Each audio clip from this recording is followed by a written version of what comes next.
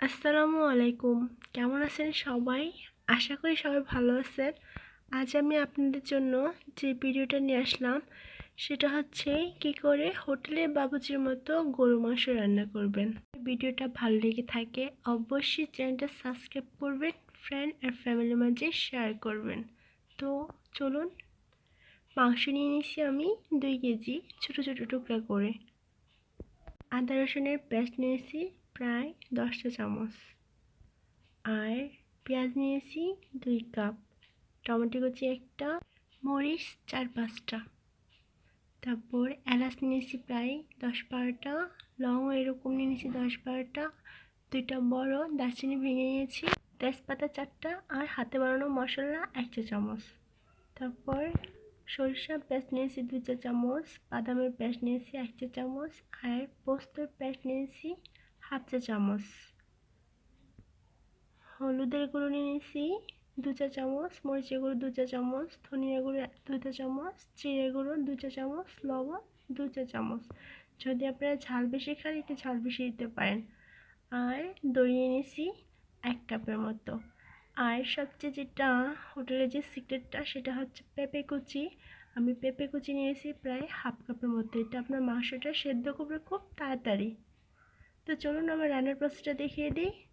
প্রথমে আমি যে পাতিলে রান্না করব সেই পাতিলে মাংসগুলো নিয়ে নিলাম, সাথে একে একে সবগুলো মশলা অ্যাড করে নেব। সরিষার পেস্ট, বাদামের পেস্ট, পোস্ত পেস্ট, আদা রসুনের পেস্ট, হলুদ মরিচ লবণ, জিরে ধনিয়া গুঁড়ো, তারপর যত মশলা আছে সব, দই ভালো করে ফেটে নিয়েছি, পেঁপে কুচি, টমেটো, তারপর পেঁয়াজ কুচি অ্যাড করে নিলাম। পরিমাণ মতো তেল অ্যাড করে নেব, প্রায় 1/2 কাপের চেয়েও বেশি। এখন আমি সবগুলোকে মিক্সড করে নেব। মিক্সড হয়ে আসলে দিয়ে প্রায় আধা ঘন্টার মতো তরকারিটা কষাবো। আধা ঘন্টা পর চলে আসলাম। দেখুন আমি কিন্তু মাঝখানে মাঝখানে নেড়ে দিছি, না হয় মশলা নিচে লেগে যাবে। এই দেখুন, এখন আমি পরিমাণ মতো পানি অ্যাড করে দেব।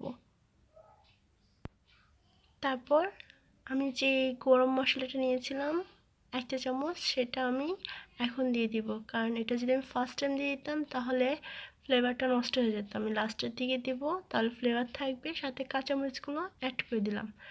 ছেড়ে ঢেকে দেব আমি প্রায় 30-35 মিনিটের মতো। যেহেতু আমি পেঁপে দিয়েছি সিদ্ধ হতে বেশি সময় লাগবে না। ঢেকে দিলাম, চলে আসলাম প্রায় 35 মিনিট পর। দেখুন রান্না হয়ে আসছে। যদি ভালো লেগে থাকে অবশ্যই চ্যানেলটা সাবস্ক্রাইব করবেন। ভালো থাকবেন সবাই, আল্লাহ হাফিজ।